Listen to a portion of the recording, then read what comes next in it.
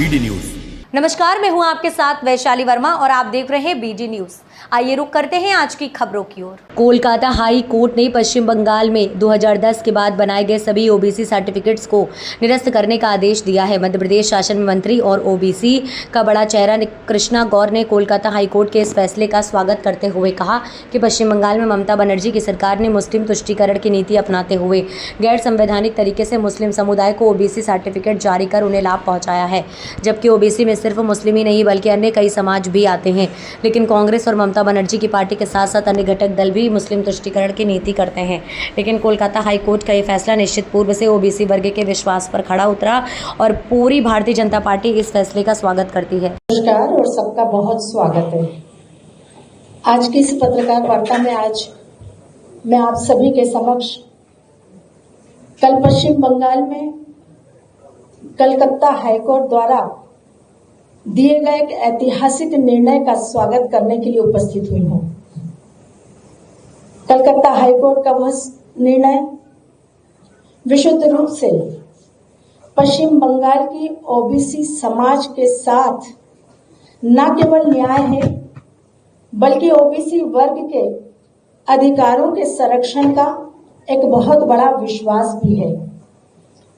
आप सभी को मैं यह भी बताना चाहूंगी कि कलकत्ता हाईकोर्ट ने कल एक निर्णय दिया, जिस निर्णय के तहत 2010 के बाद जारी हुए सभी ओबीसी सर्टिफिकेट को निरस्त किया जा रहा है।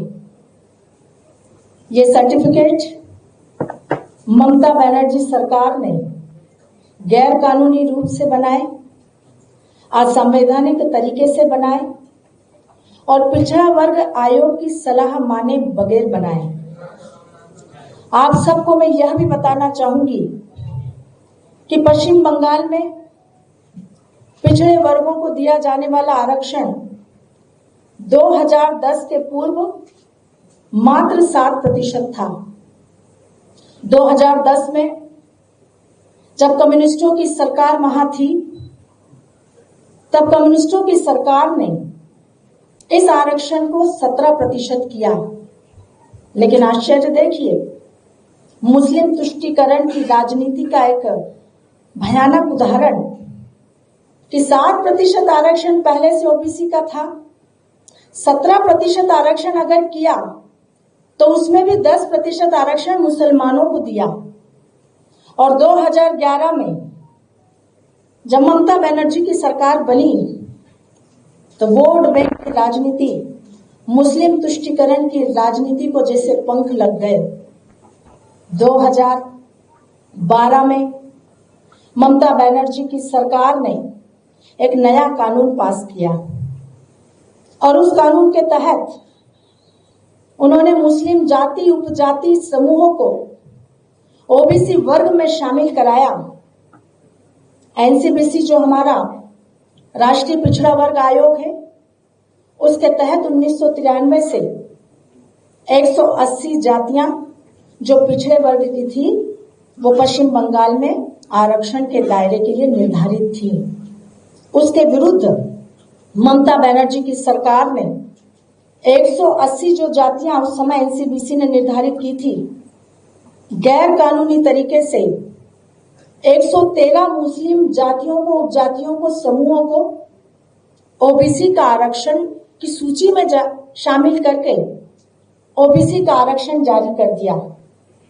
और उसके बाद सिर्फ जारी ही नहीं किया, सूची में शामिल ही नहीं किया, बल्कि पश्चिम बंगाल में 118 मुस्लिम जातियां, उपजातियां और समूहों को ओबीसी का आरक्षण छीनकर आरक्षण देना मुस्लिमों को, उस प्रक्रिया को प्रारंभ कर दिया, जिसके तहत देखते ही देखते पूरे पश्चिम बंगाल में राज्य सरकार की सरकारी नौकरियों में बड़ी संख्या में मुस्लिम वर्गों की नियुक्तियां होने लगी।